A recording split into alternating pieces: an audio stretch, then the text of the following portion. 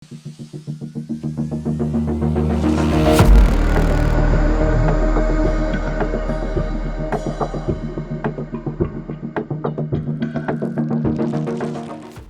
tal, amigos de Sin embargo al aire y de Estudio B de Sin embargo al aire?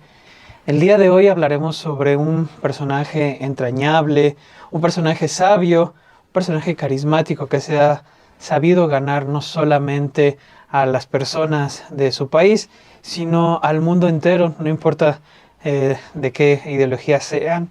Siempre ha sabido mandar un mensaje que trasciende muchas veces las fronteras y las cuestiones políticas. Hablo de José Mujica, de Pepe Mujica, el exguerrillero, el expresidente, el pensador uruguayo de 89 años, quien hace unos días se despidió de la vida pública a través de unas cuantas palabras. Este es el close-up de José Mujica.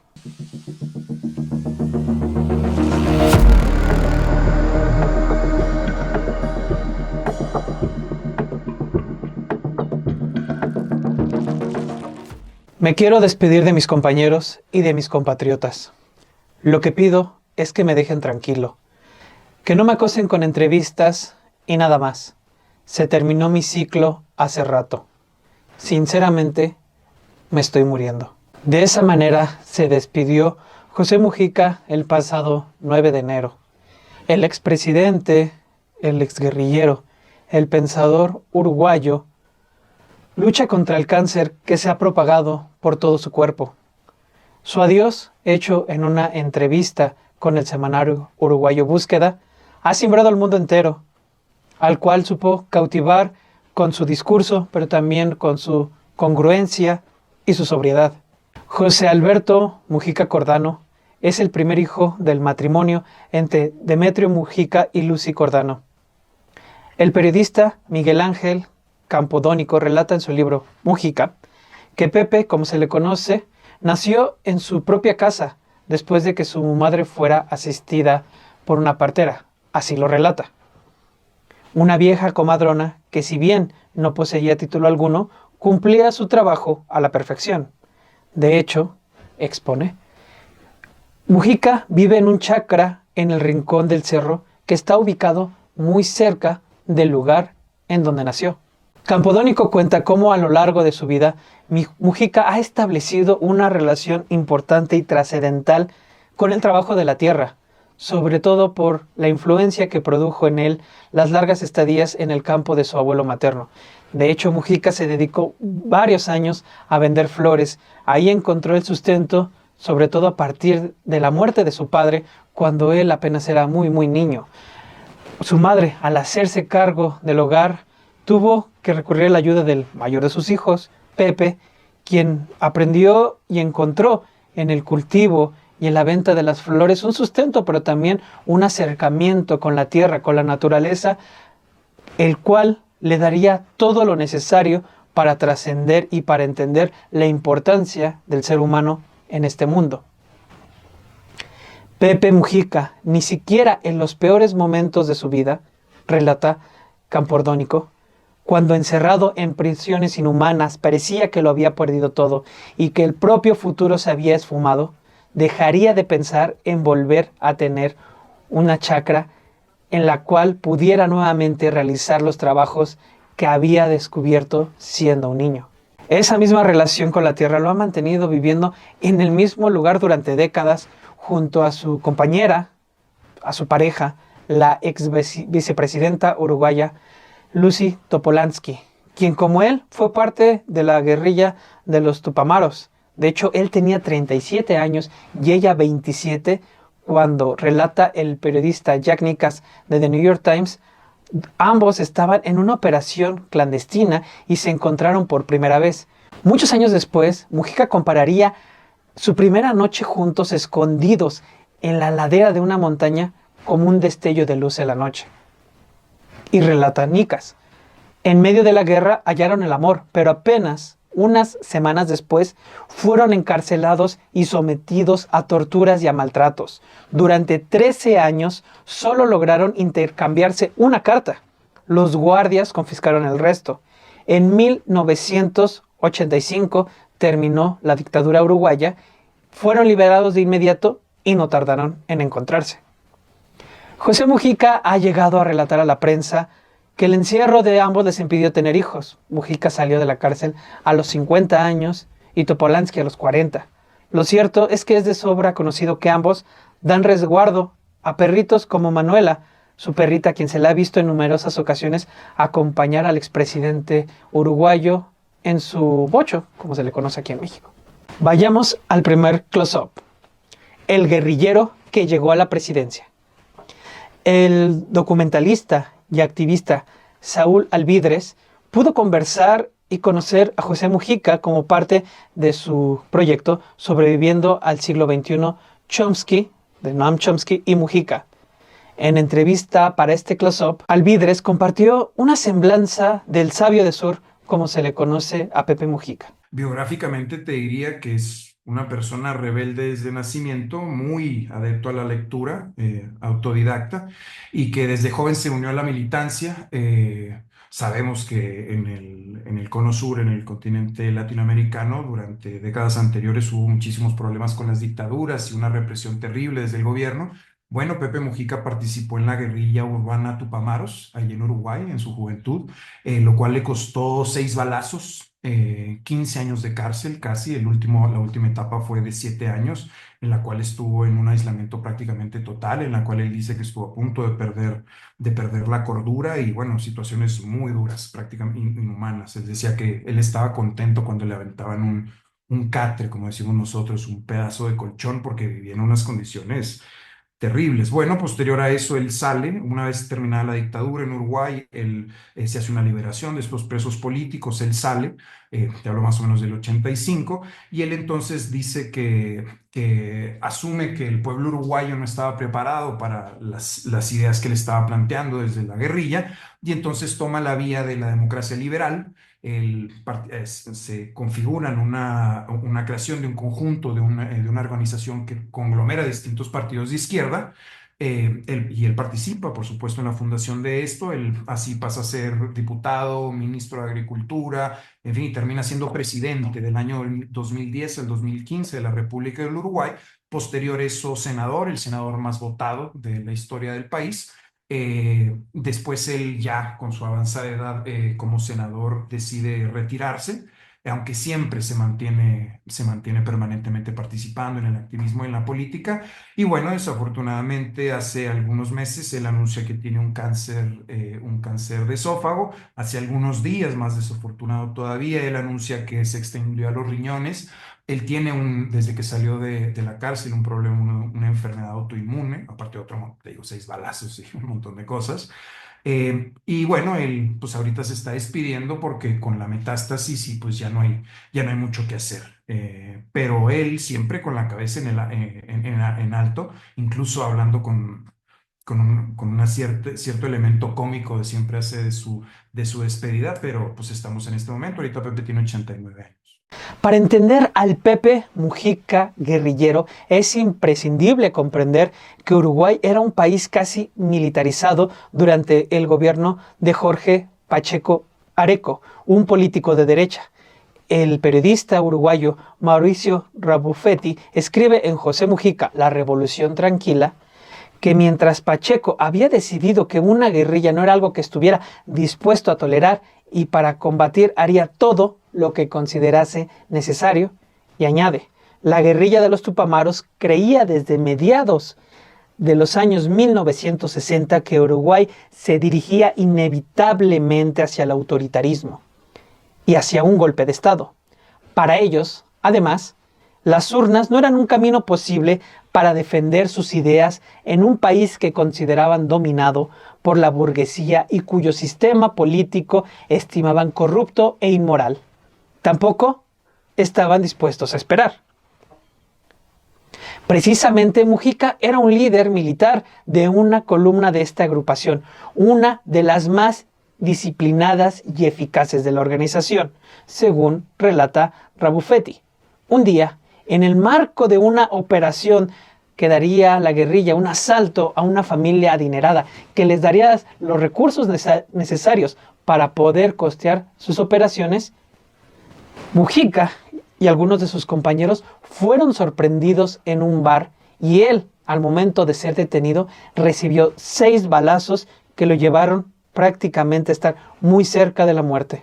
Las versiones que recupera Rabuffetti indican que Mujica fue trasladado a un hospital militar donde fue operado de urgencia. Escribe que sobrevivió prácticamente de milagro y eso sí, fue a dar a la cárcel como muchos integrantes de la guerrilla de los Tupamaros. En 1971 sucedió algo prácticamente de película cuando Mujica protagonizó junto a otros 110 presos, la mayoría miembros de la guerrilla, una espectacular fuga del penal donde estaban recluidos en Montevideo. Los relatos de ese momento dan cuenta de que una operación intrincada en la que requirieron de toda una coordinación, incluso tuvieron una última cena y escaparon de este penal a través de un túnel durante la noche en el cual había el riesgo de quedar enterrados. Afortunadamente no fue así y Mujica pudo salir de esta prisión. Sin embargo, no por mucho tiempo. En 1972 fue recapturado. 1972, un año antes del golpe de Estado que derivó en la dictadura de Juan María Bordaberry, que mantuvo a Mujica durante prisión hasta 1985, como habíamos relatado, hasta que él tenía 50 años. Sobre su periodo encarcelado, Mujica pasó todo tipo de torturas, de encierros, aislamientos que lo llevaron seriamente al límite de la cordura. De hecho, sobre este periodo es algo que no le gusta hablar a Pepe Mujica y que tanto en lo público como en lo privado evita ahondar al respecto. Rabuffetti expone que Mujica tenía 37 años cuando perdió por última vez su libertad y escribe: durante ese tiempo en prisión fue torturado de forma brutal y sistemática, física y psicológicamente. Sufrió golpes y humillaciones. Estuvo a media ración de alimentos y agua. Se enfermó de los intestinos y los riñones. Pasó periodos de tiempo imposibles de establecer con exactitud, sin contacto con seres humanos. Perdió sus dientes. Su cuerpo llegó al límite de lo soportable. Su psiquis también. La locura, por momentos, fue su única compañera. Como pudo, se refugió en sus pensamientos como mecanismo para salir del infierno en el que sus ideales políticos y sus carceleros lo habían metido. De la forma más dura que se puede imaginar, Mujica dejó atrás en la cárcel su vida de guerrillero.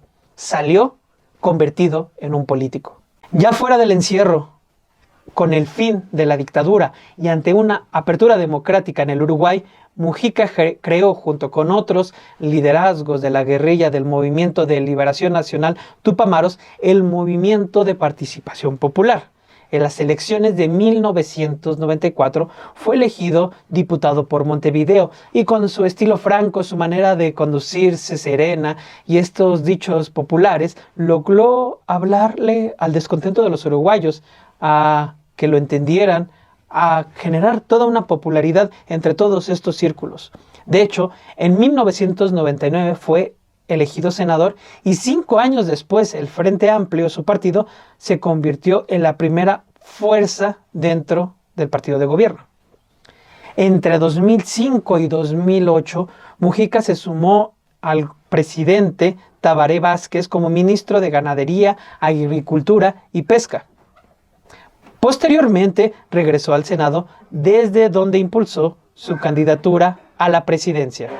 Rabuffetti así lo narra: José Alberto Mujica Cordano resultó el vencedor de la segunda vuelta de las elecciones presidenciales uruguayas el domingo 29 de noviembre de 2009.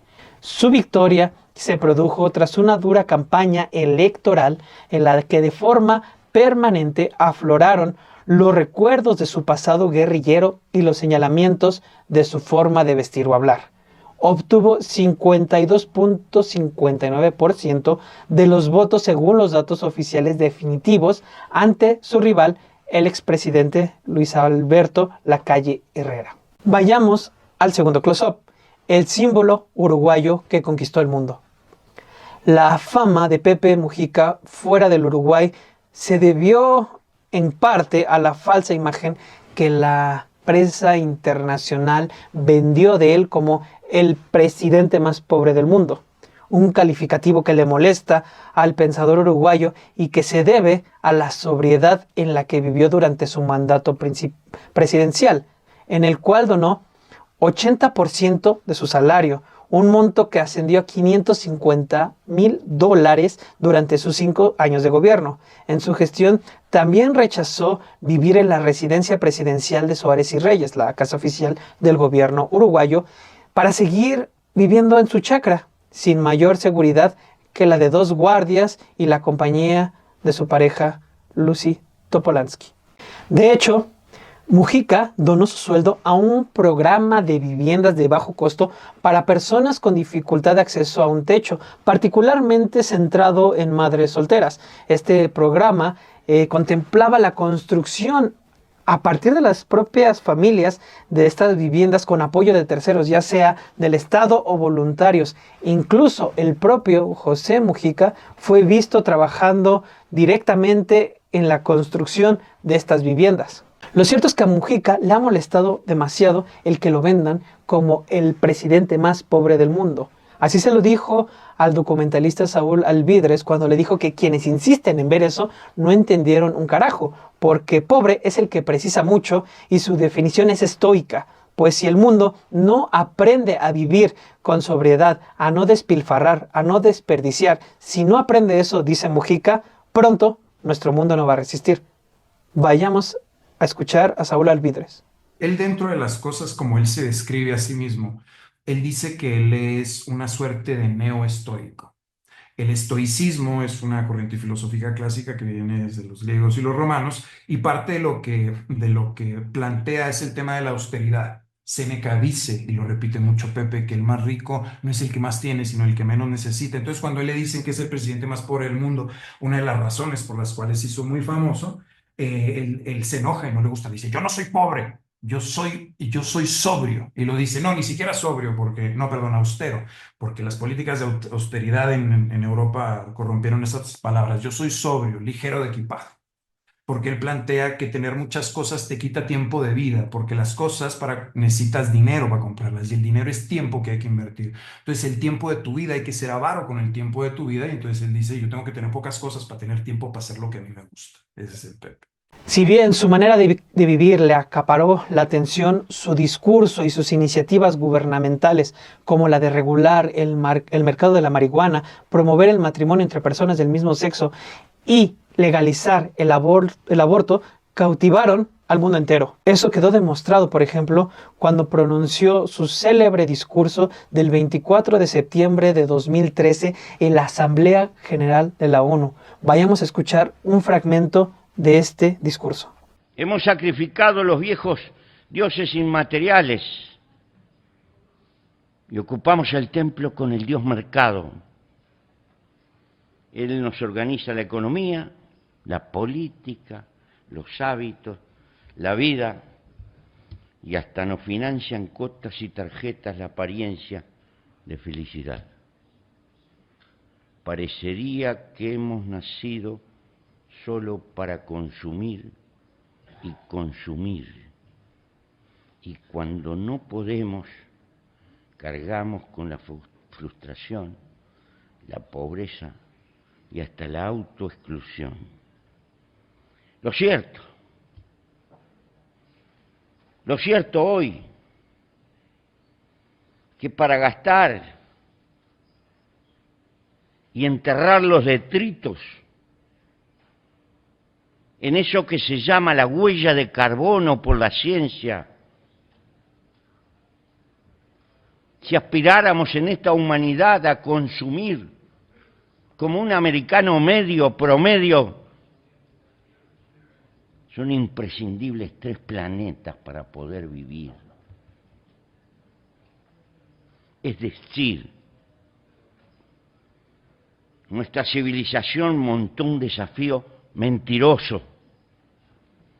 Y así como vamos, no es posible para todos colmar ese sentido de despilfarro que se le ha dado a la vida. que en los hechos está masificando como una cultura en nuestra época siempre dirigida por la acumulación y el mercado. Prometemos una vida de derroche y despilfarro. En el fondo constituye una cuenta regresiva contra la naturaleza y contra la humanidad como futuro. Civilización contra la sencillez, contra la sobriedad, contra todos los ciclos naturales, pero peor, civilización contra la libertad que supone tener tiempo para vivir las relaciones humanas, lo único trascendente, amor, amistad, aventura, solidaridad, familia. Civilización contra el tiempo libre que no paga, que no se compra y que nos permite contemplar y escudriñar el escenario de la naturaleza.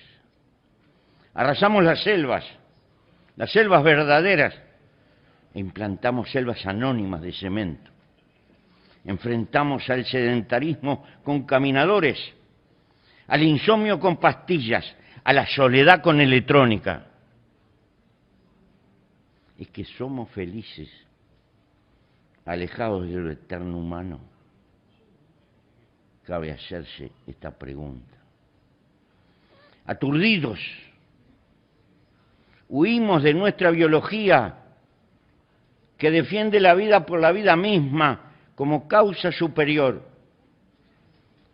y la suplantamos por el consumismo funcional